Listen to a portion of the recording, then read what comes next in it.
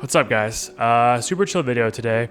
Just wanted to kind of do a cinematography breakdown of a big shoot I did out west with a local band here called Carver Commodore. We went out to Vegas and surrounding area for like 5 days and shot a ton of music videos. So a little story time. Basically, I was out shooting 4 music videos in 5 days out west with this band, and we had this scene at the Cortez Hotel, an old, established, well-known 70s style hotel, and the whole album is 70s, like Western cowboy theme. So we stopped in at this hotel, had this performance shot basically with the lead singer sitting front and center and the band surrounding him in the background, kind of doing their thing, playing the song. So very simple, straightforward shot, but we need to dress it up, make it look good. We didn't have a lot of equipment. We had like 3 tube lights. We had an Amaran 200X with a softbox, and I think we had a daylight balanced like spotlight that someone brought, a couple gels that like aren't even legit gels. So it was pretty scarce. Like it was pretty rough as far as equipment. So I'm basically just gonna take you through some behind the scenes and breaking down kind of how we were able to get 2 very stylized, very different looks with barely any lighting, and it wasn't even like professional quality lights. Like they're pretty consumer level, like amateur entry level lighting equipment. First off, let's take a look at the 2 clips and get a feel for it before I dive into it, so that way I don't ruin the movie magic on it.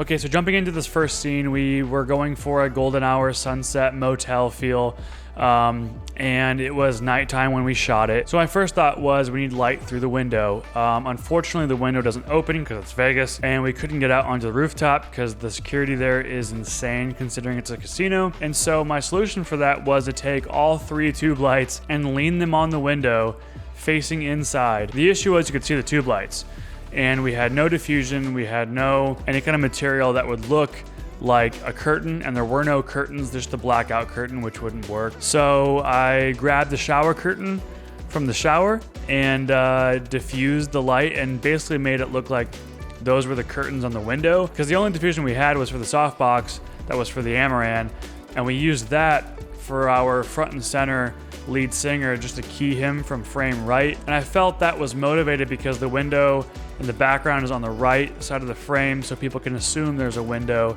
lighting our subject in the front. And when I color graded, I just kind of blew out the window even more, did a power window and resolve there, and just bring up those levels like the sun is just really shining in. So even though it's sunset, I knew I wanted practicals on in the room. You can kind of motivate some lighting with it if you need to, and practicals being on all the time just, I think, adds to the image. I think it just looks good.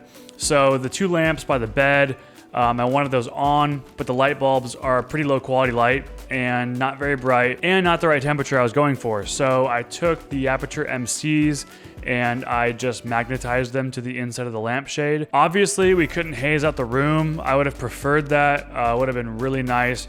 But I just threw on a 1/4 Pro Mist in the Polar Pro matte box system I was using, and that was able to soften up and get that dreamy kind of music video 70s film look, you know.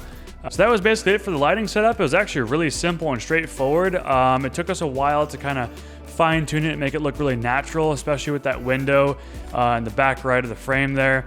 But that basically lit everyone in the room, and it worked out great.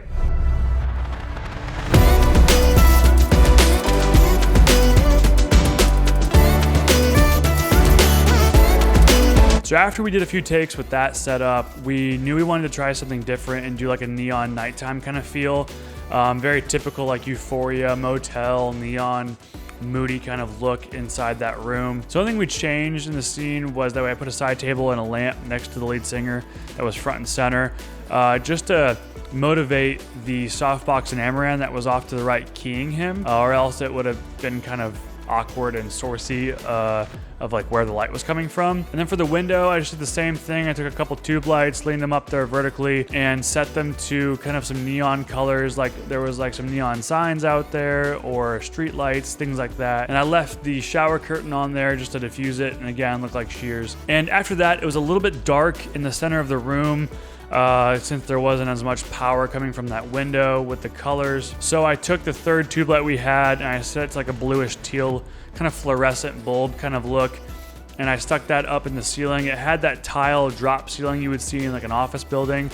So we just moved some tiles and we zip tied the Nanlite Pavo tube to that ceiling grid of the drop ceiling, and then that gave a nice kind of bluish teal glow on the band in the background over the bed. And then off to the left of the frame there, we had this very entry-level kind of point and shoot source light that has a blinking mode or a strobe mode. You can control how fast it strobes, and we put a red gel on it and had that just blink very slowly the whole scene. And that was just to add some movement and texture to the image, just because it was kind of boring with everyone sitting there. That was about it for that scene. The contrast from the golden hour sunset look to this neon motel look, it's just the same amount of equipment, same spot.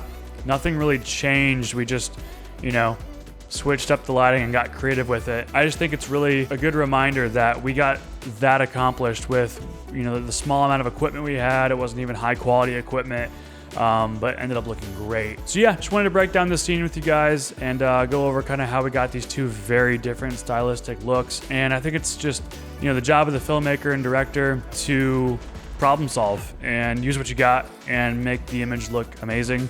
And help tell a story with it. So I think we did that well on this scene specifically. If this helped you out, like the video for me, it really helps, and subscribe if you're not already so you don't miss out on future videos. And yeah, super chill, guys. Appreciate you guys for sticking around and watching my stuff. So I'll see you next week.